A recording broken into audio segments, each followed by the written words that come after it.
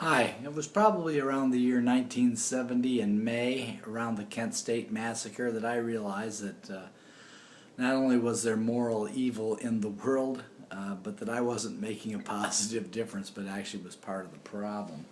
I think about 1971, 1972, I began hearing some information about the person and work of Jesus Christ that I'd never heard before in the mainline church that I grew up in, and that was that Jesus Christ is coming to earth again someday. In fact, he promised it in Scripture. I recently read a little booklet. Little booklets don't always inspire me much, but this one has 101 prophecies in the Bible about the second coming of Christ. I can't vouch for everything in the book, but actually the Scriptures are very, very powerful. 101 different Scripture passages talking about the second coming of Jesus Christ. I recommend it to people, but now I'm going to give a little disclaimer. The Scriptures listed under number 77 through 81 all are focused around Mystery Babylon in the book of Revelation and the city who sits on 7 hills. And all of their application related to that is related to the Roman Catholic Church. This was very popular for the Reformers to do this because they encountered some persecution from the church when they tried to translate the Scriptures and so forth. I think that that view is a little bit too narrow for understanding Mystery Babylon. First of all, it has Babylon in it. We know that Babylon today is in Iraq, and it's an oil-rich part of the world, which could speak of some kind of a Muslim connection with the last days religion. It also is a city on 7 hills, so I'm sure some perverse variety of Catholicism will be part of that last days religion.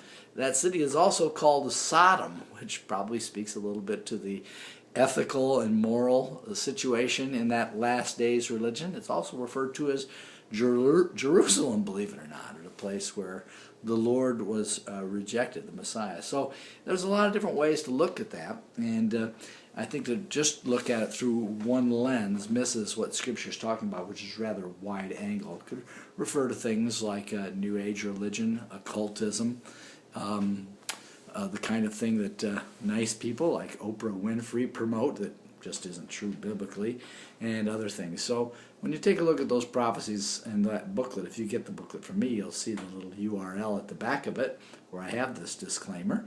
You might want to look at Mystery Babylon a little wider in terms of a materialistic, occultic, Christ-rejecting, hierarchical religion that isn't about Jesus Christ, the biblical Jesus anyway. So, and that religion doesn't exist in the world today, but there are patterns in the world today that I think are leading us in that direction. I personally believe in the pre-tribulation rapture, that we should live our lives as if Christ can come at any moment, and that the one that has this hope fixed on Jesus purifies himself, even as Jesus himself is pure, because they're not that they're not making long-range or medium-range plans, but that they're holding things loosely, realizing that Christ could come really at any moment, and that this hope is a wonderful thing, and that we encourage one another with these words. So the final manifestation of what that last world religion, I don't think we're going to know what that actually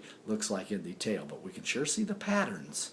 We can sure see the patterns and avoid them, and a witness to the true Jesus to our friends and neighbors and colleagues, and even praying for our enemies as well. So hope this is helpful.